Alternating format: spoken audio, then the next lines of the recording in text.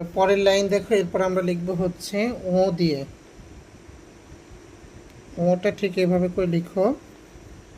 তো আমরা ও দিয়ে লিখতে পারি হচ্ছে রং লেখা যায়।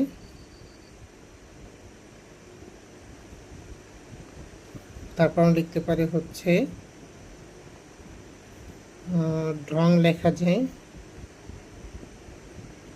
তারপর আমরা লিখতে পারি হচ্ছে ব্যাং।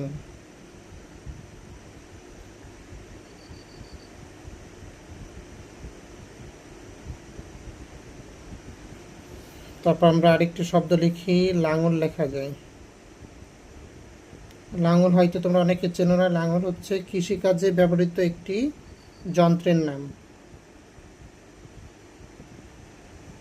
আচ্ছা, এই কয়টাই লেখো।